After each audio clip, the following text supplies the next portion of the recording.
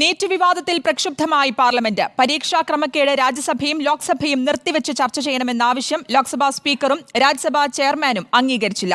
നീറ്റിനെക്കുറിച്ച് സംസാരിക്കാൻ തുടങ്ങിയ രാഹുൽ ഗാന്ധിയുടെ മൈക്ക് ഓഫ് ചെയ്തു. പ്രതിപക്ഷം പ്രതിഷേധം കടുപ്പിച്ചതോടെ തിങ്കളാഴ്ച വരെ ലോക്സഭ പിരിഞ്ഞു. പ്രതിഷേധത്തെ തുടർന്ന് രാജ്യസഭ പലതവണ തടസ്സപ്പെട്ടു. നന്ദിപ്രമേയ ചർച്ചയുടെ ഭാഗമായോ അല്ലെങ്കിൽ അതിനുശേഷമോ നീറ്റിൽ ചർച്ചയാകാമെന്നായിരുന്നു കേന്ദ്ര സർക്കാരിന്റെ നിലപാട്.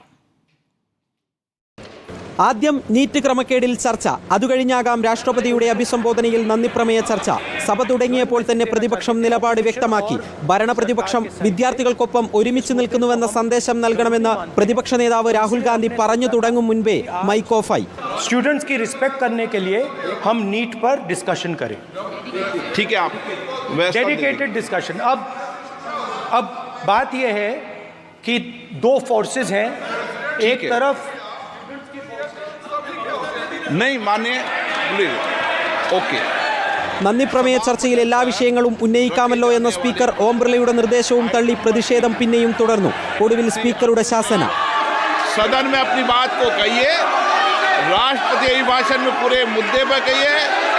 आप राष्ट्रपति अभिभाषण पर चर्चा नहीं करना चाहते, आप मुद्दों पर बात नहीं करना चाहते. ഏത് വിഷയത്തിലും മറുപടി നൽകാൻ സർക്കാർ തയ്യാറെന്ന പാർലമെന്ററി കാര്യമന്ത്രി കിരൺ റിജിജുവിന്റെ പ്രഖ്യാപനത്തിന് ശേഷവും പ്രതിഷേധം നീണ്ടതോടെ സഭ പിരിഞ്ഞു.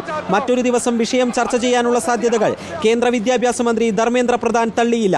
राजनीति से बाहर आके आप चर्चा में आइए. अब जब 1 और 2 को सोमवार मंगलवार को और राज्यसभा में बुधवार तक चर्चा होगी, अब चर्चा में पार्टिसिपेट करिए. രാജ്യസഭയിലെ പ്രതിഷേധത്തിൽ പ്രതിപക്ഷ നേതാവ് മല്ലികാർജുൻ ഖർഗെ തന്നെ നടുത്തളത്തിലിറങ്ങി.